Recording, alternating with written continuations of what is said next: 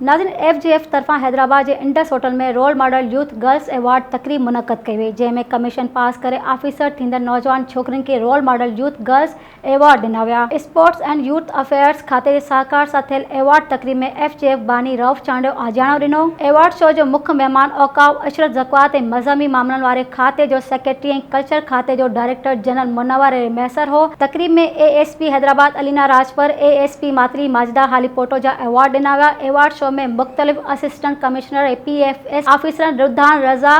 Talpur Shazia Gul Jokhio, doctor Rafia Zuaib, doctor Sana Ramchand, Marvi Soomro, Ambar Rajput, Farzana Mirani, Mahwish Ejaz, Qurratulain Memon, Kanwal Kausar, Ghulam Fatima, Humera Shakeel, custom officer Saulat Bano, military senior auditor प्रे वलीद, पारस मीरानी, फरहाना मीरानी, रशीदा बानो ऐं ॿियनि खे role model youth girls award ॾिना विया। तकरीब में औरतुनि जे हक़नि लाइ जदोजहद करण ते information commissioner advocate Saima Agha, women protection cell Sindh जी executive director Marvi Awan, assistant director population department Nadia Larak, FGF youth network के director programs Mehak Qureshi, step foundation के चेयरपर्सन शाइस्ता बलोच, तानीमदान Nusrat Parveen Sahito, first women bank के ऑफिसर कंवर रसूल अबड़ो, नाजिया कुंज, उमेमान अंसारी, फरहाना मीरानी, डॉक्टर सादिया खान, सबा शेख, रशीदा बानो, महानूर खान ऐं ॿियनि खे पिणु रोल मॉडल एवॉर्ड ॾिना विया। तकरीब में सूफ़ी यूनिवर्सिटी भिटशा जे vice chancellor doctor Parveen Munshi, anti corruption खाते के डायरेक्टर इंक्वायरीज़ गुलाम मुर्तज़ा मेमन, आबाद जो वाइस चेयरमैन फराज मेमन, काज़ी एजाज ऐं ॿियनि महिमाननि एवॉर्ड विरहाया ऐं तकरीब खे ख़िताब कयो। मुक़ररीन चयो त सिंध में छोकिरियुनि जो चटाभेटी जो इम्तिहाननि में हिसो वठण वारो लाड़ो ॾींहों ॾींहुं वधी रहियो आहे, जेको हिकु बहितर लाड़ो आहे।